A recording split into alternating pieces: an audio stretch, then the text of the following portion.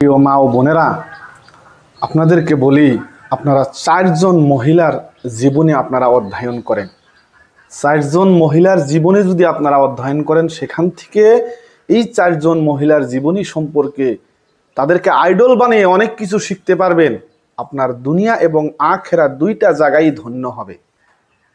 প্রিয় মা ও বোনেরা, আপনারা ইসলামের মধ্যে যে 4 জন মহিষী নারী রয়েছে, এই 4 জন মহিষী নারীর জিন্দিগি আমরা স্টাডি করার জন্য চেষ্টা করি। আপনারা ঐশ্বর্য রায়, করিনা কাপুর, বিভিন্ন অ্যাক্টরের জীবনীকে আপনারা আইডল হিসাবে বেছে নেন না, এটা কখনোই নেবেন না। তাদের জীবনে যদি আইডল হিসাবে বেছে নেন, তাহলে আপনাদের দুনিয়া এবং আখিরাত দুইটা জায়গায় ধ্বংস হবে। তো অতএব ইসলামের মধ্যে 4 জন যে মহিষী নারী, বিশ্ব সুন্দরী রূপসী যে নারী রয়েছে, তাদের জীবনী আপনারা স্টাডি করেন। এই 4 জন নারীর জীবনী আপনারা পড়েন, সেখান থেকে অনেক জ্ঞান আহরণ করতে পারবেন। বাস্তব জীবনে চলাফেরা, এবাদতের জীবনটা, স্বামীর খেদমত, দুনিয়ার মধ্যে কিভাবে চলবেন, এবাদত বন্দেগী করে কেমন করে নিজে আল্লাহর প্রিয় পাত্রী হবেন, সেই বিষয়ে আপনারা বিতংভাবে জানতে পারবেন। এই 4 জন মহিলার জীবনী আমি আপনাদেরকে পড়ার জন্য অনুরোধ করলাম, কলিজার মা ও বোনেরা। তার মধ্যে 1 নাম্বার হলো হযরতে হাওয়া আলাইহিস সালাতু ওয়াস সালাম, যিনি হযরতে আদম আলাইহিস সালাতু ওয়াস সালামের স্ত্রী, যিনি আমাদের বড় আম্মা, ওনার জীবনী স্টাডি করেন।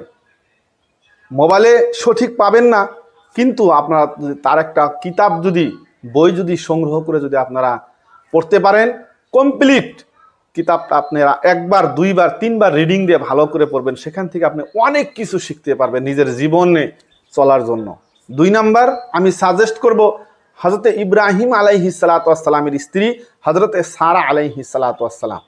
ইনিও একজন মহিষী এবং বিশ্ব সুন্দরী, রূপবতী, গুণবতী নারী ছিলেন। এনার জীবনীটা একবার স্টাডি করি। 3 নাম্বার আমাদের আখিরি জামানার নবী, মদিনার ফুল, মদিনার গোলাপ, সারা পৃথিবীর মানুষের জন্য যাকে রহমত করে আল্লাহ পাক পাঠিয়েছেন, যে আমাদের সুপারিশের কাণ্ড হবে কিয়ামতের দিন, এই ব্যক্তি যদি আমাদেরকে যদি সুপারিশ না করে, তাহলে আমরা কেউ জান্নাতে যেতে পারবো না।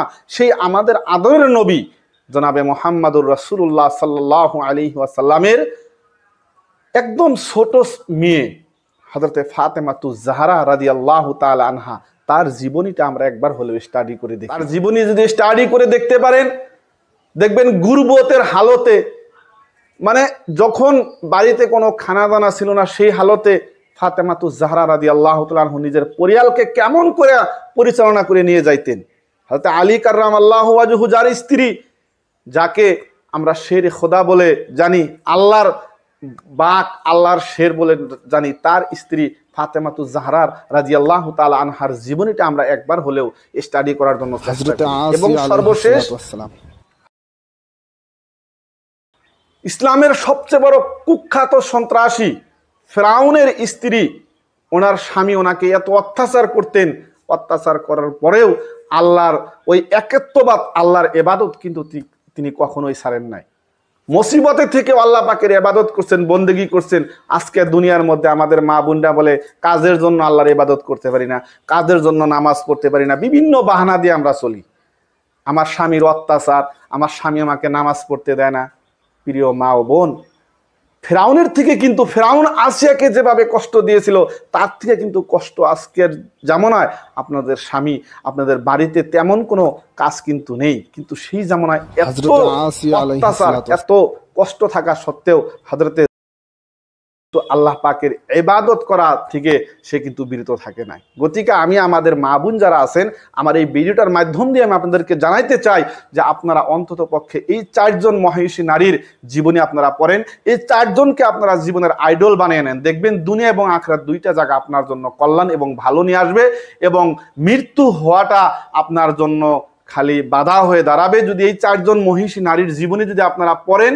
আর তারপর আরো একটা কথা বলি, এর সাথে আরেকজন মহিলা, আমি তার নামটা অ্যাড করে দিচ্ছি, যিনি হলেন আমাদের আখিরি জামানার নবী জনাবে মুহাম্মদুর রাসূলুল্লাহ সাল্লাল্লাহু আলাইহি ওয়াসাল্লামের স্ত্রী হযরতে খাদিজাতুল কুবরা রাদিয়াল্লাহু তাআলা আনহা, নবীজির প্রথম স্ত্রী, যে উনি ওনার জীবনীটাও স্টাডি করার জন্য সাথে আমি অনুরোধ করলাম। এই 5 জন মহিষী নারীর জীবনী যদি আপনারা যদি স্টাডি করেন তাহলে বুঝতে পারবেন যে ইসলাম কাকে বলে, ইসলামের কি মহিলাদের কি অবদান রয়েছে ইসলামের মধ্যে।